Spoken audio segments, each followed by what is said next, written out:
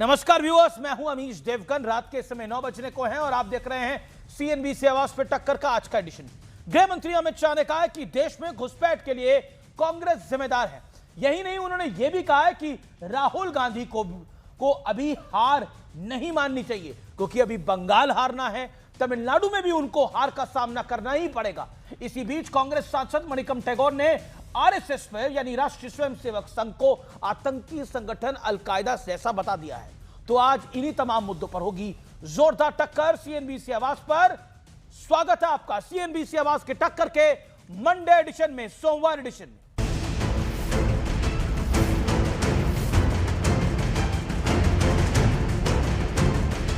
कांग्रेस के लिए बहुत बड़ा मौका था। पार्टी के 140 साल पूरे हुए, जिसे लेकर कांग्रेस कार्य समिति की बैठक होनी थी। पार्टी के तमाम दिग्गज इसमें शामिल होने वाले थे, लेकिन इस बैठक से ऐन पहले पार्टी के बड़े नेता और राहुल गांधी के गुरु कहे जाने वाले दिग्विजय सिंह ने तस्वीर ट्वीट कर दी। ये तस्वीर जिसमें लाल कृष्ण आडवाणी कुर्सी पर बैठे हैं और नरेंद्र मोदी जमीन पर बैठे हैं। इस तस्वीर के साथ दिग्विजय सिंह ने लिखा, आरएसएस का जमीनी स्वयंसेवक व जनसंघ बीजेपी का कार्यकर्ता नेताओं की चरणों में फर्श पर बैठकर प्रदेश का मुख्यमंत्री और देश का प्रधानमंत्री बना। ये संगठन की शक्ति है। जय सिया राम। इस बयान के समर्थन में शशि थरूर भी उतरे। जी, मैं भी चाहता हूं कि हमारे संगठन जरा सा मजबूत हो और हमारे संगठन के अंदर तो डिसिप्लिन होना ही चाहिए, तो लॉजिकल है। धीरे धीरे कई लोगों के समझ में आ रहा है राष्ट्रीय स्वयंसेवक संघ जैसी शक्ति जो भारत को एक नई ऊंचाई पर ले जाने का प्रयास कर रही है। अब जो लोग पहले विरोधी थे वो भी राष्ट्रीय स्वयंसेवक संघ के कार्यों की सराहना करते हैं। लेकिन इसी बीच कांग्रेस सांसद मणिकम टैगोर ने आरएसएस पर बेहद विवादित बयान देते हुए इसे अलकायदा जैसा आतंकी संगठन बता दिया। पूरी तरह नफरत से बेस्ड ऑर्गेनाइजेशन है आरएसएस। अब ये नफरत अलकायदा भी फैलाती है। तो आरएसएस का और अलकायदा का संगठन ज्यादा ऑर्गेनाइज हो सकता है, इसके लिए उससे सीखेंगे क्या? मणिकम भाई ने सही तो कहा, ऐसे लोगों से क्या सीखा जा सकता है? हम अलकायदा से कोई सीख थोड़ी लेंगे। आरएसएस की तमाम ऐसी गतिविधियां हैं जो विध्वंसक हैं, बम ब्लास्ट में भी शामिल होते हैं।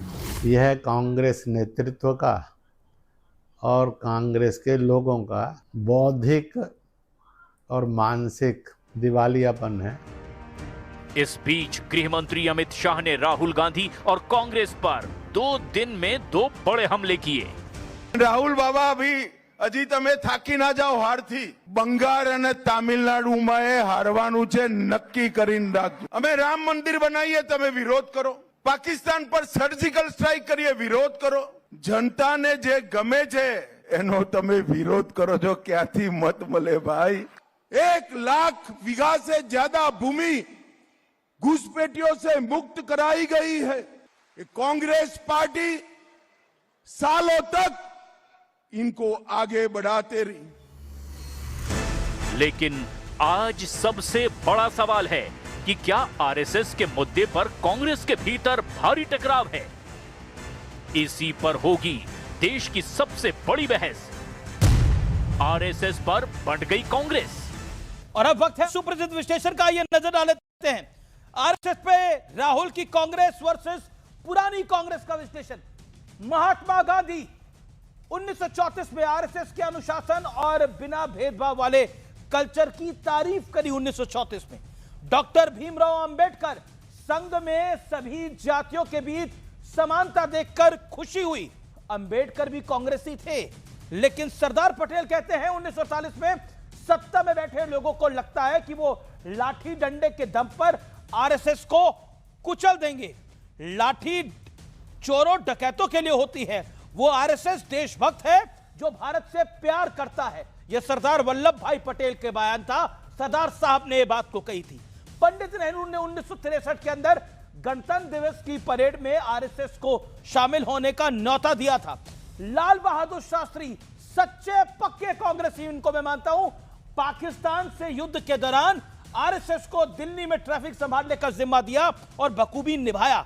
इंदिरा गांधी 1970 आरएसएस के निमंत्रण पर विवेकानंद रॉक मेमोरियल का उद्घाटन किया।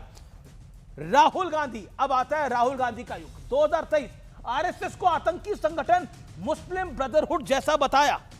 मणिकम टैगोर, दिसंबर 2025 आरएसएस को आतंकी संगठन अल कायदा जैसा बताया। अब आज का बड़ा सवाल यह है कि नेहरू, पटेल, महात्मा गांधी, डॉक्टर अंबेडकर और इंदिरा गांधी के विचारों को ताक पर रख दिया है राहुल की नई कांग्रेस ने। यह आज का सवाल है। क्या राहुल की कांग्रेस महात्मा गांधी के विचारों को नहीं मानती? क्या राहुल की कांग्रेस पंडित नेहरू के विचार को नहीं मानती? क्या महात्मा गांधी की, क्या राहुल गांधी की कांग्रेस सरदार साहब के विचारों को नहीं मानती? यह आज पूछना चाहिए। और दिग्विजय सिंह कह रही है कि आरएसएस से सीखना चाहिए। आइए, किस तरह से पटी हुई है कांग्रेस संघ के ऊपर, यह बड़ी बात है। डॉक्टर सुधांशु त्रिवेदी मेरे साथ है, भारतीय जनता पार्टी के प्रवक्ता नेता, उनका अभिनंदन है। मेरे साथ आनंद दुबे हैं, शिवसेना उबाटा के, उनका अभिनंदन है। मेरे साथ फराज किदवई हैं, प्रवक्ता समाजवादी पार्टी के। प्रोफेसर संगीत रागी हैं, राजनीतिक विश्लेषक हैं, संघ के साथ जुड़े हुए हैं। प्रोफेसर संगीत रागी, पहले तो माणिकम टैगोर को आप क्या कहना चाहेंगे, जो अल कायदा जैसे आतंकी संगठन से संघ की तुलना करता है? 40 सेकंड में आपका ओपनिंग रिमार्क, फिर मैं सुधांशु जी और फराज किदवई के पास जाऊंगा। देखिए अमीश जी, कई बार जब हम आईटीओ से गुजरते हैं ना, तो कई विक्षिप्तों को हम लोग अपना कपड़ा फाड़ते हुए देखते हैं, तो उनके पर हम प्रतिक्रिया नहीं करते हैं, हम आगे बढ़ जाते हैं। आईटीओ से गुजरते हैं, क्या वैसे देखते ही हैं? मणिकम टैगोर का है, जब आईटीओ से गुजरते हैं तो कई ऐसे होते हैं जो विक्षिप्त मानसिक तौर पर होते हैं, वो अपना कपड़ा फाड़ते दिखते हैं और बहुत जोर जोर से चिल्ला रहे। कई बार गाली की भाषा होती है, बदतमीजी की भाषा होती है। तो कोई भी व्यक्ति जो होता है, सभ्य आचरण करने वाला व्यक्ति, आदमी समझता है कि इस विक्षिप्त से क्या बात किया जाए। जब कोई तार्किक बात हो, तथ्य के आधार पर बात हो, तब उसके साथ संवाद किया जा सकता है। जो गाली गलीज की भाषा यूज करता है, उसके साथ संवाद नहीं किया जा सकता है। तो वो जो कुछ भी कह रहे हैं, वो कह रहे हैं कि भाई, इन्हीं के एक पार्टी के नेता थे और कहते थे बोको हराम से तुलना करते थे राष्ट्रीय स्वयंसेवक संघ का। मैं तो यही मानता हूं कि भारतीय राष्ट्रीय स्वयंसेवक संघ भारत के सनातन जो हिंदू राष्ट्र की संकल्पना है, यदि वो नहीं होता तो भारत अपने गुरुत्व केंद्र की तरफ बात ही नहीं करता। आज यदि राष्ट्रीय स्वयंसेवक संघ नहीं होता, इस देश में नेहरूवियन कांग्रेस ने तो भारत का आंशिक इस्लामाइजेशन कर ही दिया है। नॉर्थ ईस्ट जो है क्रिश्चियनाइज कर दिया, भारत के अंदर बांग्लादेशी पॉकेट्स खड़ा कर दिए, पाकिस्तानी पॉकेट्स खड़ा कर दिए। जिन लोगों ने भारत का विभाजन किया था वो यहीं टिके रह गए, उनकी मानसिकता में कोई परिवर्तन नहीं आया है। बहुत ज्यादा परिवर्तन तो कुछ दिखाई देता नहीं है। भारत के विभाजन से पहले के जितने तर्क और तथ्य थे वो सारे आज के दिन में वही रहते हैं। तो ऐसे लोगों का पराश्रय किसने किया है? कांग्रेस पार्टी ने किया है। ऐसे तत्वों को प्रमोट किसने किया है? कांग्रेस पार्टी ने किया है।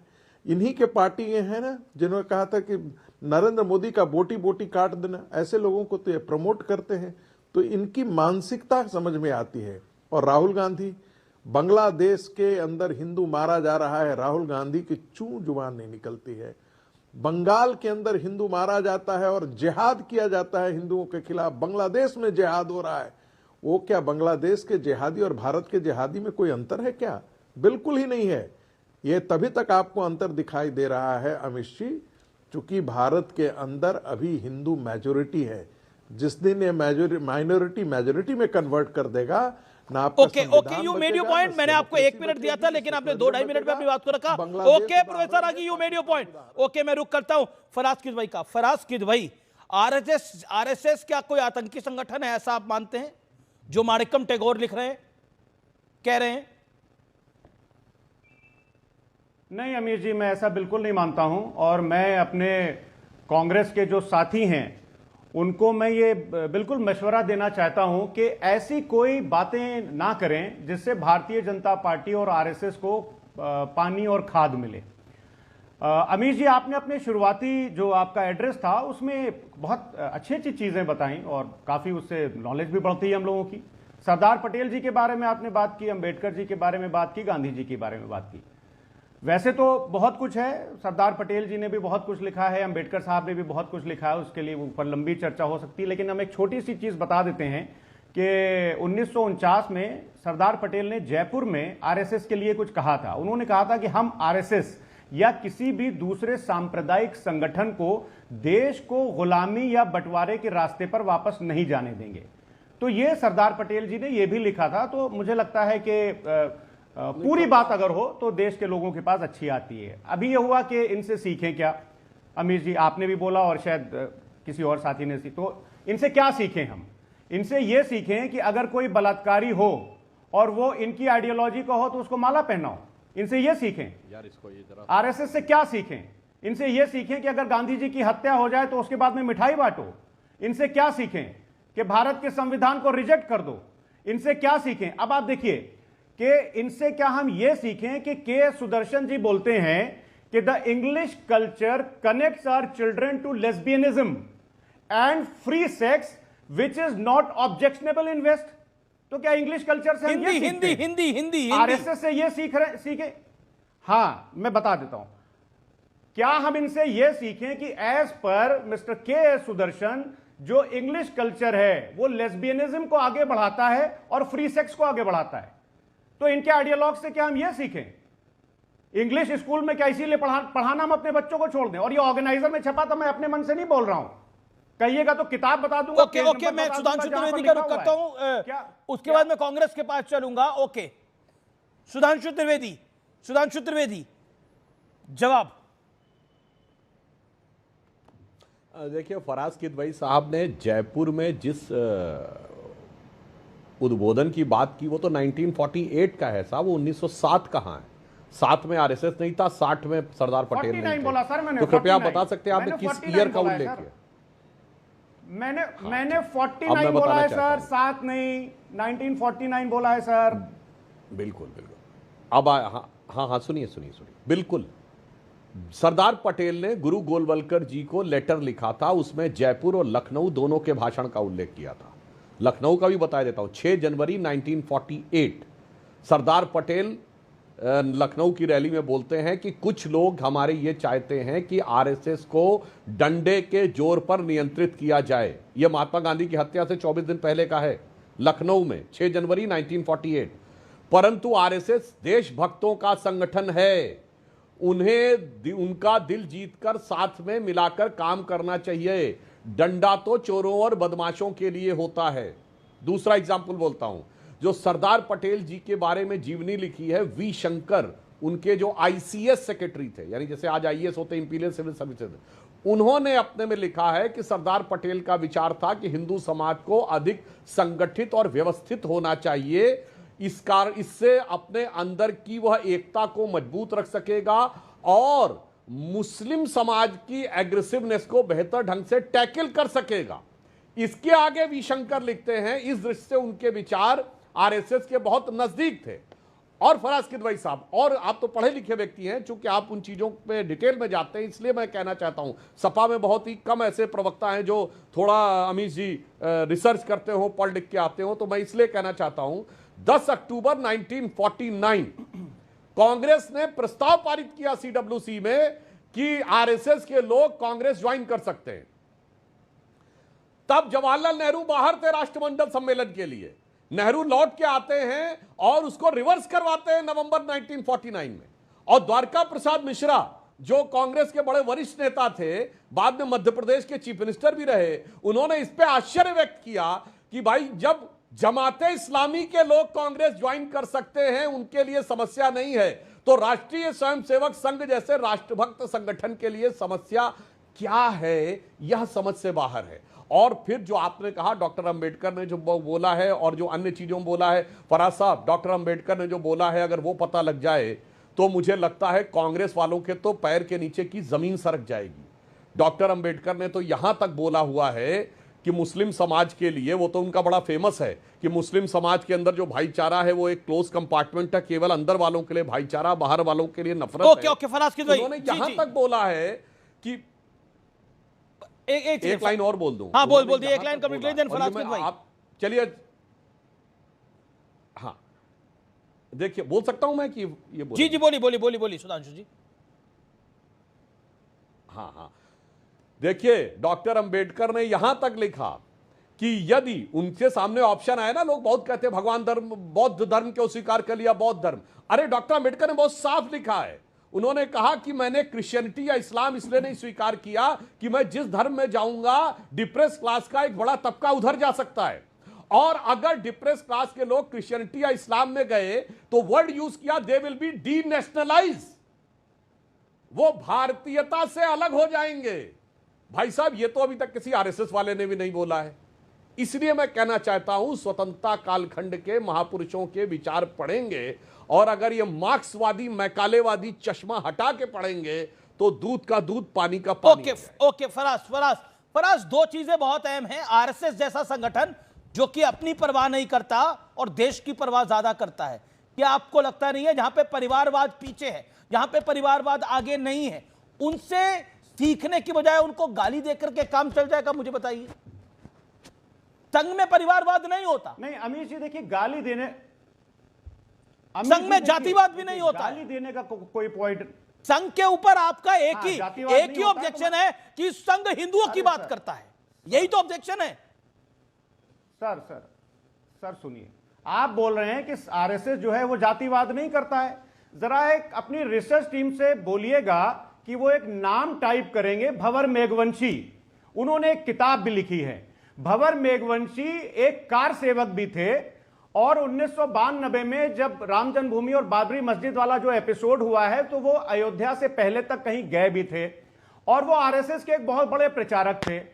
तो उनके घर में एक बार एक खाने का आयोजन हुआ, तो जब आरएसएस वालों को पता चला कि उनके यहां खाना खाना है, तो ये लोग गए वहां तक, लेकिन जब पता चला कि ये दलित हैं तो उन्होंने खाना खाया नहीं, और उनसे कहा कि आप हमारा खाना पैक करवा दीजिए। और जब खाना पैक हुआ, उसके बाद में जब वो अपने साथ ले गए तो वो खाना फेंक दिया गया।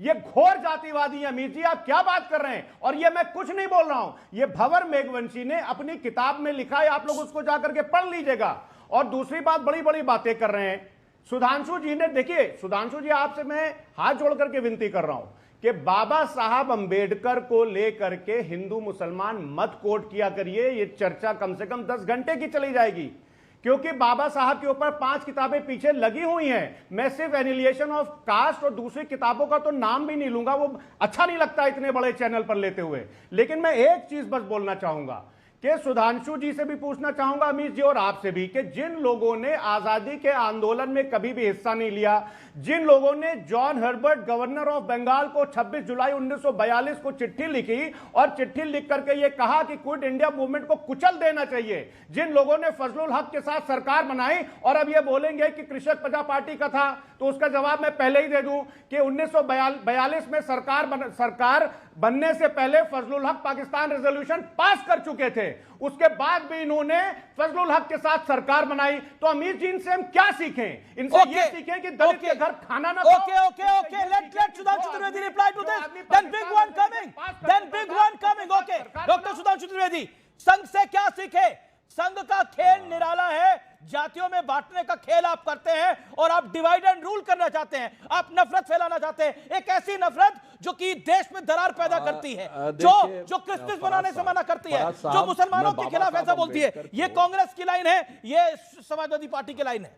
जवाब, नफरत की दीवार क्रिएट करना चाहते हैं आप, जो उस दौर में मुस्लिम लीग ने करी, आज संघ कर रहा है। साए राइटर को कोट नहीं कर रहा हूं, किसी की व्यक्तिगत विचार नहीं कर रहा हूं। बाबा Saheb Ambedkar writings and speeches, जो बाबा साहब की सबसे ऑथेंटिक पूरा कलेक्शन है, writings and speeches, published by Maharashtra government in 1987, republished by central government ministry of social justice and empowerment जनवरी 2014, यूपीए सरकार में। सर, उसमें volume 17 part 1 page number 241, again I am repeating, volume 17 part 1 page number 241, Baba Saheb Ambedkar कहते हैं कि अगर Christianity या इस्लाम को मैं स्वीकार कर लूंगा तो depress class will be D nationalise. Sir, मैं किसी आपने रघुवंशी और फलाने वंशी का बोल दिया, मैं इसको नहीं, डॉक्टर अंबेडकर की ऑथेंटिक सरकार के द्वारा पब्लिश राइटिंग। और आप आरएसएस की बात करते हैं क्या साहब? श्री राम जन्मभूमि का शिलान्यास 9 नवंबर 1989 को हुआ था, तो 4 ईंटें रखवाई जाती हैं शास्त्रीय परंपरा से, नंदा, भद्रा, जया, पूर्णा। उससे पहले 5वीं ईंट किससे रखवाई गई थी? कामेश्वर चौपाल से, जिनकी अभी कुछ दिन पहले डेथ हुई है, बिहार के थे, दलित समाज से थे। और आप सुनिए, 81 महामंडलेश्वर दलित समाज से हैं। कितने? 81। और मैं चैलेंज करके फराज साहब से पूछता हूं, गद्दी, घोसी, मेहरासी, कसाई, जुलाहा, एक बता दे जो मुफ्ती, मुकर्रम, बारी, हाफिज, मौलवी हो। जवाब चलिए और चैलेंज करके बताता हूं। मुसलमानों में ओके, जवाब। एक सेकंड सुधांशु, यहीं रुकिए आप। सुधांशु यहीं रुकिए, जवाब देंगे फराज किद भाई, आज मुंह पर जवाब देंगे और पूरी बोलती बंद कर देंगे। ओके, जवाब फराज किद भाई, बताइए कितने मुफ्ती बने, कितने बारी बने? जवाब अमीर जी देखिए अमीर जी, सुधांशु जी हमारे शहर के रहने वाले हैं। ये डिबेट इस्लाम और हिंदुइज्म पर बिल्कुल नहीं हो रही है। हिंदू भाई हमारे भाई हैं। और बताइए तो सही, इसमें अरे इस्लाम और हिंदुइज्म की बात ही नहीं है। 90% आपने सवाल कई सारे पूछे, उसका वो मैंने हूबहू जवाब लिया। अब यहां पर ब्रेक क्यों लगाना? अब गाड़ी को अगर रफ्तार दिए तो पूरी दीजिए ना, अपनी तरफ से जवाब दीजिए। सुधांशु त्रिवेदी का लाइव आप डिबेट में मुंह बंद करिए ये बात बोल के। मैं इंश्योर करूंगा कि आगे से वो ये बात ना बोले। आप बोलिए, प्लीज बताइए, शर्माइए नहीं। अमीर जी, अरे सर मैं बता रहा हूं। अमीर जी देखिए, मुस्लिम समाज में जो हाफिज कुरान है, सुनिए, हाफिज कुरान है, जो मस्जिद के पेशमाम हैं और जो ईदगाह में ईद की नमाज पढ़ाते हैं, वो 98% पसमानदा समाज से आते हैं, जिसमें जिन इन्होंने कास्ट के नाम लिए वो सारे कास्ट के लोग आते हैं।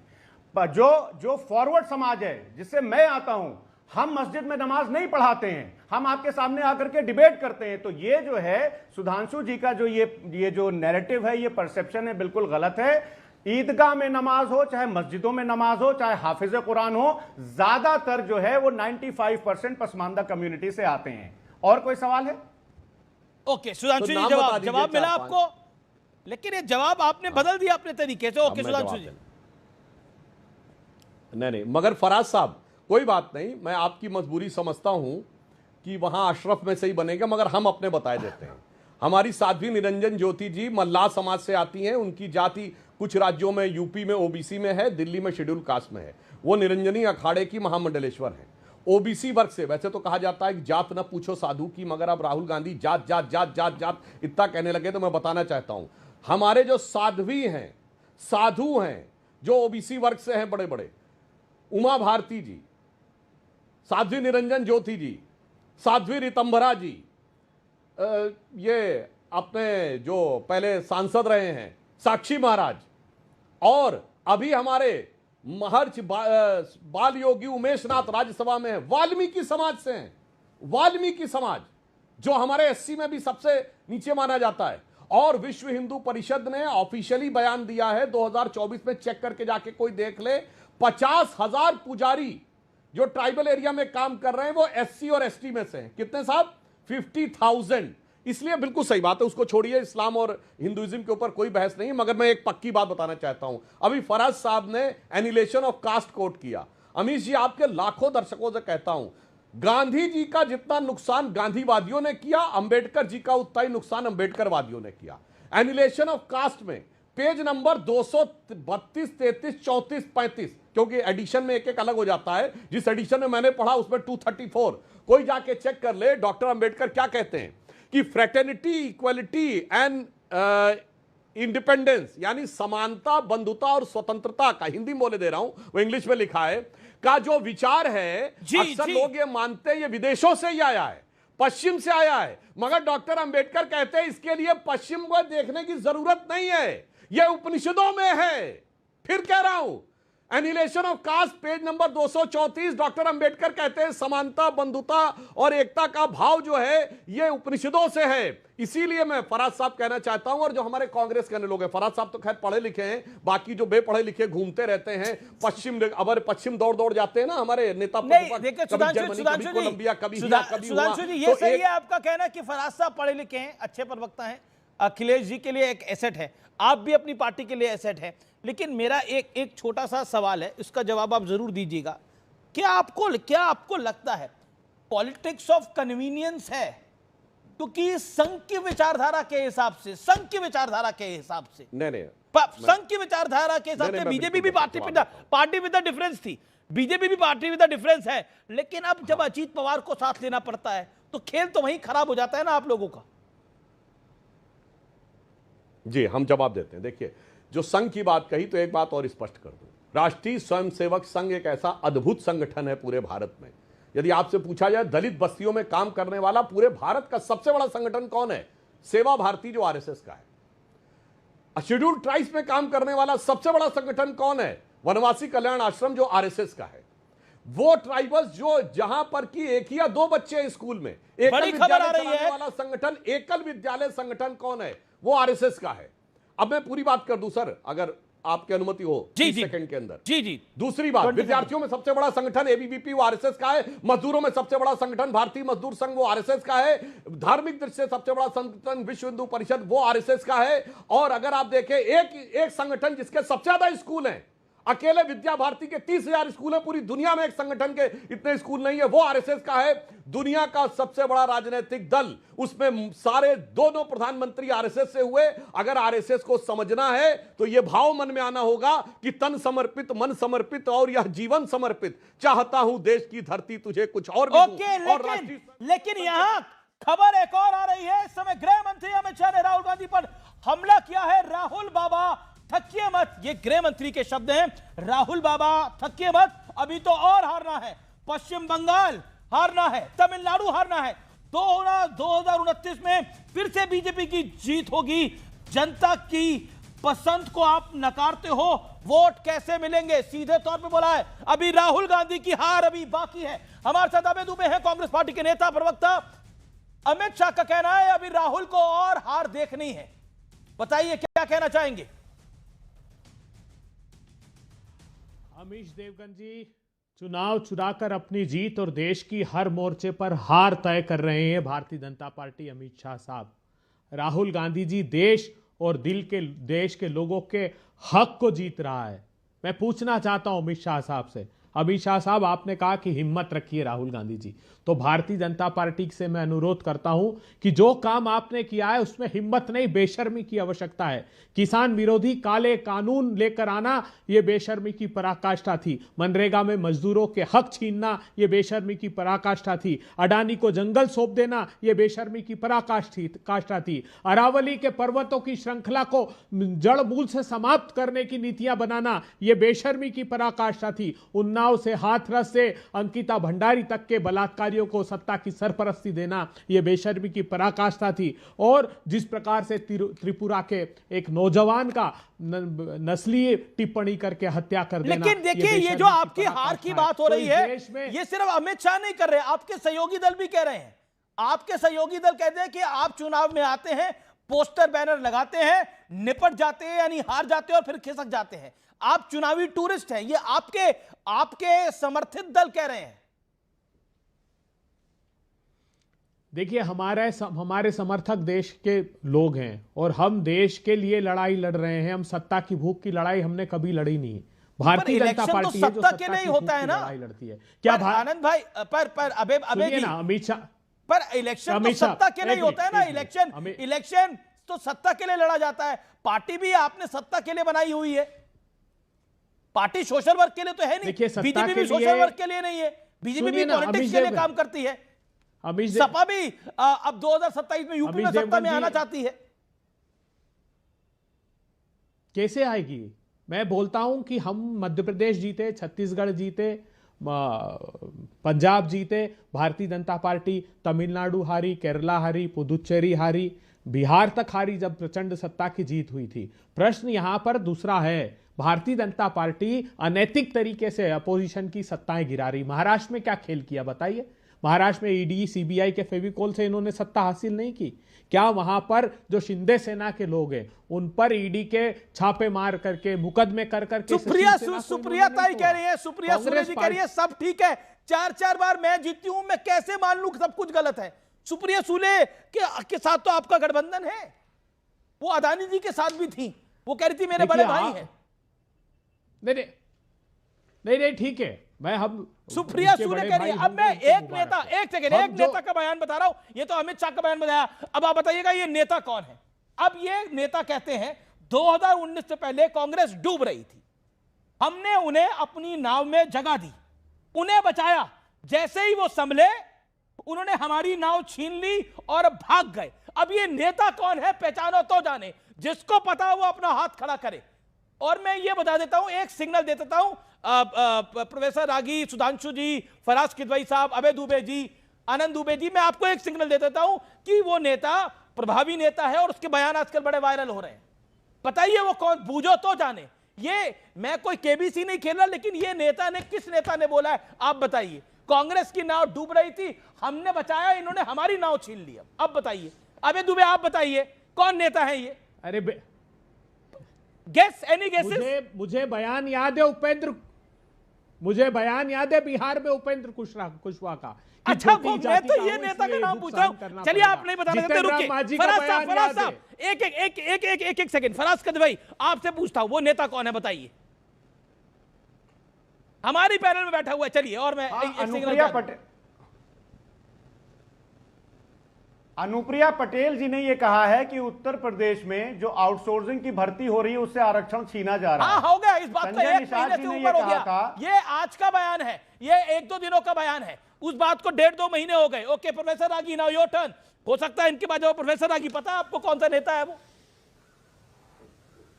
नहीं, मुझे तो नहीं पता है, बिल्कुल मुझे पता नहीं है। सुधांशु जी, इतना मैं जरूर जानता हूं कि दिग्विजय से, अब मैं बताऊंगा इसके बाद। सुधांशु जी, आप बताना चाहते हैं कौन नेता है? मैं किसी के आंतरिक मामले पे टिप्पणी करना उचित नहीं समझता हूं। ओके, कोई टिप्पणी करता मैं नेता, किस नेता का बयान है बता देता हूं। आनंद दुबे का बयान है, और आनंद दुबे के इस बयान पे कांग्रेस का रिएक्शन आ गया है महाराष्ट्र से। हमें पता है अपनी नाव हमें कैसे चलानी है, हमने तुम्हारी भी चलाई है और आगे अपनी भी चला लेंगे। आनंद दुबे, क्यों बोला आपने ये? उद्धव गुट ने सीधे तौर पर कहा है कि डूबी हुई कांग्रेस की नाव को हमने बचाया और इन्होंने हमें डुबाया। सीधे तौर पर अब तक का सबसे बड़ा हमला।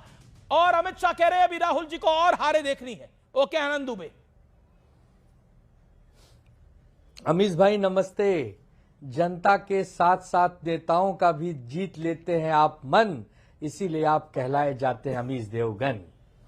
अमीश भाई, विषय ऐसा है कि मैं शुरुआत करूंगा एक गीत से जो बचपन से मैं सुनते आया हूं और बहुत दिल के करीब है कि नमस्ते सदा वत्सले मातृभूमे और त्वया हिंद भूमे सुखम वर्धितुरहम। अब ये गीत अगर मैं गाऊं और कोई कह दे कि ये तो आरएसएस का गीत है, तो क्या हुआ भाई? आरएसएस तो इस देश में रहता है, आरएसएस अपनी मातृभूमि को प्रणाम करता है। आरएसएस के जो सर संस्थापक थे, हम सबके परम आदरणीय डॉक्टर केशव बलिराम हेडगेवार साहब, उन्होंने तो कांग्रेस में भी कुछ साल काम किए थे। तो अब क्या कहें कि कांग्रेस में काम किए थे तो क्या अपनी एक हिंदू सकल समाज के लिए कोई संस्था नहीं बना सकते? बिल्कुल बना सकते हैं। आरएसएस का गठन इसीलिए हुआ था 1925 के करीब कि हिंदुओं को इकट्ठा करना है, राष्ट्रभक्ति का जज्बा जगाना है और एक क्रांति पैदा करनी है ताकि अंग्रेज भारत को छोड़ के भाग जाए। और हेडगेवार साहब तो 1940, अरे पहले आ रहा हूं, पहले उस पर भी आ रहा हूं। हेडगेवार साहब तो 1940 में हम सबको छोड़ के गए अपना आशीर्वाद देके। उनको तो कोई सत्ता की लोलुपता या लालसा भी नहीं थी। खैर, अब आता हूं नाव पर। ये जो कांग्रेस पार्टी है, ये जो कहती है कि हम बहुत मजबूत पार्टी है महाराष्ट्र और मुंबई में, ये 2019 में पूरी तरह टूटकर कमजोर हो गई थी। हमने इनको सत्ता में लिया, एक कॉमन मिनिमम प्रोग्राम बनाया, इनके लोगों को मंत्री बनाया और ये सरकार में रहे। 2022 के बाद हमारी सरकार टूटी, हम विपक्ष में आए। उसके बाद से ये रोज हमें आंखें दिखा रहे हैं। नहीं चलेगा। आप नरेंद्र मोदी जी को घेरिए, बीजेपी को घेरिए मुद्दों पर, बहुत सारे मुद्दे हैं, लेकिन एक गठबंधन में कोई कह रहा है सनातन डेंगू है, कोई कह रहा है राम भगवान तो काल्पनिक थे, कोई कह रहा है कि हिंदू समाज की हम बात नहीं करेंगे, हम धर्म को नहीं मानते। अरे भाई, आप मानो चाहे मत मानो, जनता तो माननी चाहिए। जनता वोट देती है। जनता ने उत्तर प्रदेश में 40 साल से आपकी सरकार नहीं बनवाई है, बिहार में नहीं बनवाई है, और भी बहुत सारे, गुजरात है, पश्चिम बंगाल। तो आप मोदी जी से लड़ते लड़ते, बीजेपी से लड़ते लड़ते हमसे मत लड़ो। हम कोई आपके बचपन के सखा नहीं है। पूरी जिंदगी आपके खिलाफ ही लड़े हैं और हम लोग शिवसैनिक हैं। हम हिंदू हृदय सम्राट बाला साहब ठाकरे जी के शिवसैनिक हैं, जिन्होंने कहा था कि बाबरी पर हमको गर्व है। वही खून, वही डीएनए आनंद दुबे के अंदर है, वही देशभक्ति, वही जज्बा है। आप हमारे साथ आए हो अपनी नाव को बचाने के लिए। हमारी नाव मत छीनो, हम तो तैराक हैं, हम तो मछुआरे हैं कि समुद्र में से अमित शाह ने बोला राहुल जी को अभी और हारे देखनी है, अभी से वो मत हारे, अभी और हारे देखनी है, उस बयान से सहमत हैं आप? देखिए नहीं, मैं वही कह रहा हूं कि लाइफ में आपको संघर्ष करना होगा, दो ही चीज मिलेगी, या हार होगी या जीत होगी। लेकिन कोई अगर राष्ट्रीय स्वयंसेवक संघ को तालिबान से जोड़ेगा, कोई हमारे हिंदुइज्म पैट्रिज्म, जो हमारी देशभक्ति, हमारे प्रभु, हमारा हिंदुत्व, उसको कोई डेंगू कहेगा, तो भैया ऐसा है कि सबसे लड़ो, राम भगवान से मत लड़ो। रावण जैसा महाप्रतापी, आपकी लुटिया डूबी हुई थी, यूपी में डूबी हुई है, बिहार में डूबी हुई है, जिस प्रदेश से आप आते हैं मध्य प्रदेश में डूबी हुई है, गुजरात में डूबी हुई है, हर जगह तो डूबी हुई है। आप महाराष्ट्र में भी डूबी हुई है। आनंद दुबे कह रहे हैं लुटिया डूबी हुई है आपकी। देखिए मैं बहस को हार जाना चाहता हूं, क्योंकि मैं रिश्ते निभाना चाहता हूं। मैं उद्धव बाला साहेब ठाकरे जी का बड़ा आदर करता हूं और आनंद जी मेरे अनुज हैं, लेकिन पूरे लक्षण भारतीय जनता पार्टी में इनके जाने के दिखाई दे रहे हैं। मैं उनको संबोधित नहीं कर रहा हूं, ये इल्जाम है उनके ऊपर, वो बीजेपी पे जा रहे हैं, वो अपनी पार्टी की लाइन को टो कर रहे हैं। सुन लीजिए ना, जी बड़ी खूबसूरत बात कहते हैं। आनंद दुबे कुछ कहना चाह रहे हैं, एक सेकंड। अबे दुबे, आनंद दुबे कह रहे हैं मुझे 5 सेकंड दीजिए। नहीं, गलत बात मत कीजिए, ये बिल्कुल गलत बात है, ये बिल्कुल गलत तरीका है। मैं तो भाई बिल्कुल हमको अवसर तो भाई 5 सेकंड पूरा नहीं, आपने उनको अवसर दिया। मैं तो अवसर ही आपको दे रहा था, वो 5 सेकंड मांग रहे हैं। ओके, नहीं मुझे 5 सेकंड। देखिए अभय जी, आप मेरे बड़े भाई समान हैं, आप भी डूबे हैं, हम भी डूबे हैं, ना आप डूबे हैं ना हम डूबे हैं, दोनों अच्छा तैरते हैं। लेकिन मुझ पर यह आरोप न लगाएं कि मैं बीजेपी में जा रहा हूं या कहीं जा रहा हूं। सच बोलना अगर आपको तकलीफ देता है तो मैं तो यही कहूंगा कि सूरज देवता पूरब से उगते हैं। अब अगर कांग्रेसी कहने लगे कि नहीं भैया, तो मोदी जी कह रहे हैं कि सूरज पूरब से उगते हैं तो पश्चिम से उगते हैं, तो फिर ऐसी राजनीति को मैं क्या कहूं आप बताइए। क्या राम मंदिर नहीं बना? क्या 370 नहीं हटा? क्या ट्रिपल कानून नहीं हटा? क्या सीएए एनआरसी जैसे कानून नहीं आ रहे? तो प्रभु विकास पर बात तो करनी होगी ना। हम हार गए इसका मतलब हम कमजोर या खत्म नहीं हुए हैं, लेकिन हमें दुरुस्त तो होना होगा, हमें अच्छी बात तो करनी होगी। अगर दिग्विजय सिंह साहब राष्ट्रीय स्वयंसेवक संघ की तारीफ करें तो इसमें किसी को आपत्ति क्यों है भाई? आपने 5 सेकंड मांगे थे, आपको ग्रेशियसली 5 सेकंड दिए, लेकिन अब आप फिर धोती फाड़ रहे हैं। ओके अबे Dubey, all said and done, अब ये लाइन शिवसेना उबाटा की है, ये आनंद दुबे की लाइन नहीं है। सामना में क्या कुछ लिखा जा चुका है, मैं उसको रिपीट नहीं करना चाहता। अभी आप जुड़े नहीं थे या फिर आप तक ऑडियो नहीं जा रहा था। फराज किदवई ने एक इंपॉर्टेंट बात बोली, जो आरएसएस पे माणिकम टैगोर ने बोला है उससे वो एग्री नहीं करते। बोलिए, कांग्रेस अलग थलग पड़ गई है। आनंद दुबे की बात का जवाब नहीं। अमीश देवगन जी, देखिए नफरत, नकारात्मकता, निराशा प्रतिबिंबित होती राष्ट्रीय स्वयंसेवक संघ में। मैं इसके अलावा कोई बात को, उस बात को कि वो सद्भाव और देश के निर्माण जितनी आपने व्याख्या की है, मैं उस पर सिलसिलेवार उत्तर दे सकता हूं, लेकिन मैं चंद पंक्तियां पढ़ता हूं। अगर जो जिसको लगता है जिसमें प्रतिबिंबित होती वो प्रतिक्रिया देगा। बहुरी बंद खलगन सती भाई, मैं सच्चे भाव से उन सारे दुष्टों को प्रणाम करता हूं। किन दुष्टों को प्रणाम करता हूं?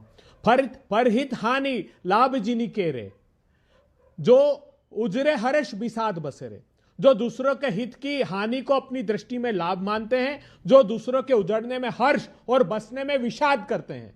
यह भारतीय जनता पार्टी राष्ट्रीय स्वयंसेवक संघ का इन पंक्तियों में चरित्र चित्रण हो जाता है। इस देश के सामाजिक ताने बाने को, सद्भाव को छिन्न भिन्न कर दिया इन लोगों ने।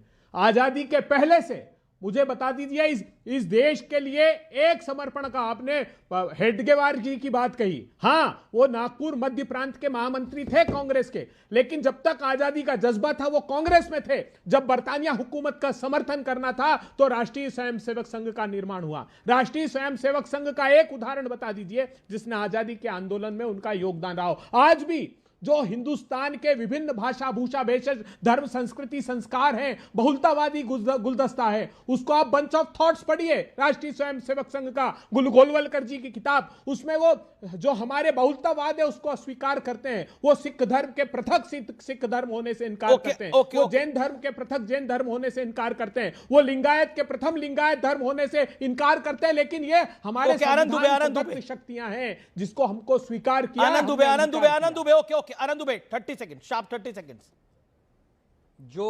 जो महापुरुष आज हमारे बीच में नहीं हो, चाहे हेडगेवार साहब हो, चाहे और भी आरएसएस के लोग हों, चाहे बीजेपी के लोग हों, उनको हमको निंदा नहीं करनी चाहिए। हमारी ये संस्कृति, ये संस्कार नहीं है। हम बीजेपी से खूब लड़ें, बीजेपी से खूब वैचारिक लड़ाई हो, लेकिन विश्व हिंदू परिषद, बजरंग दल, राष्ट्रीय स्वयंसेवक संघ, शिवसेना और भी हिंदुत्ववादी जो संगठन है उनसे मत लड़िए, क्योंकि ये देश की जनभावना है। ये कोई संगठनों के नाम नहीं लिया मैंने, ये देश की जनभावना है। लाखों करोड़ों लोग ऐसे संगठनों में श्रद्धा रखते हैं और उनको तकलीफ होती है अभय भाई। इसीलिए मैं कह रहा हूं कि आप चुनाव जीते चाहे हारे, देश का दिल जीत लीजिए और देश का मूड पहचानिए। देश कह रहा है कि मेरे धर्म के साथ चलो, और देश का धर्म क्या है? राष्ट्रवाद, हिंदुत्व, सनातन। और सनातन के बिना इस देश की कल्पना कोई नहीं कर सकता।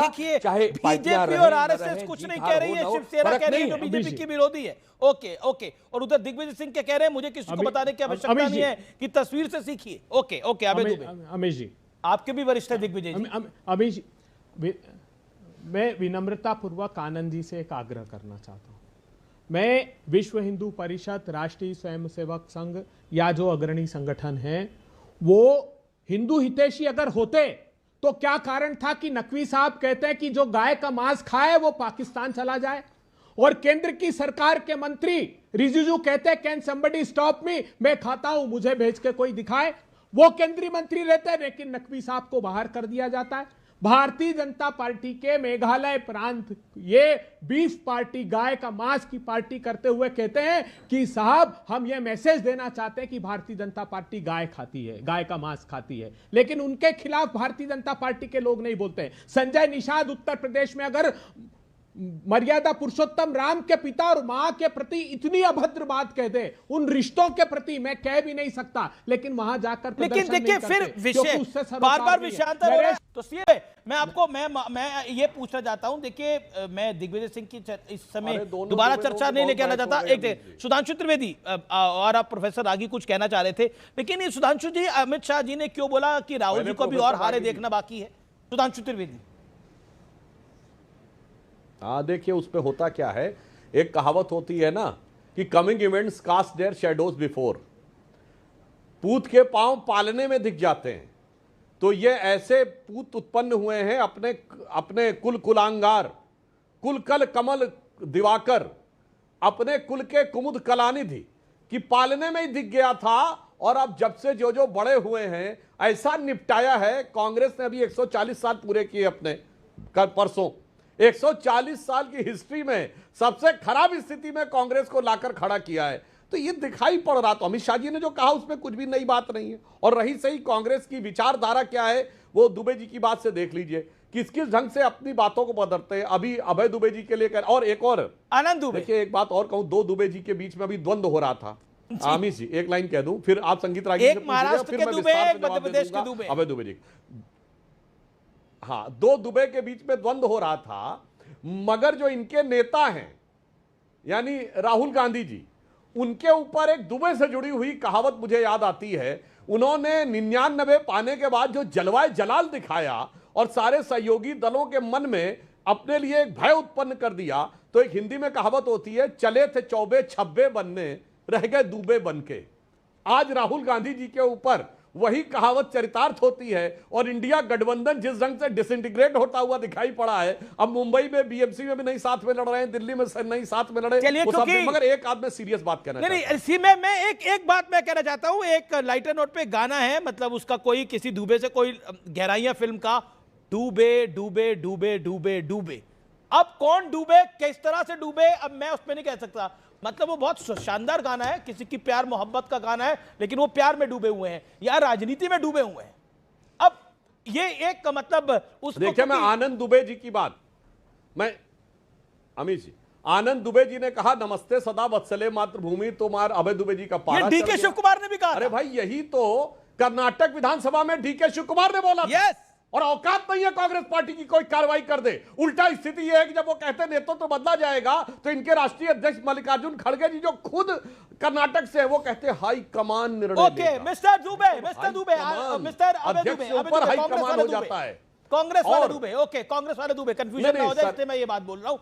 अभय दुबे सुनिए तो सुनिए क्योंकि ना एक से सुधांशु जी देखिए, ये जो बड़ा लंबा बोला आपने, मुझे पॉइंट जवाब देने का मौका ही नहीं। हाँ बिल्कुल, सुधांशु जी कंप्लीट कर लीजिए, 20 सेकंड बोलिए। अब देखिए द्वंद्व ही आपस में दो दुबे का हो गया, मैं क्या करूं? तो त्रिवेदी जी का नाम ही नहीं आया।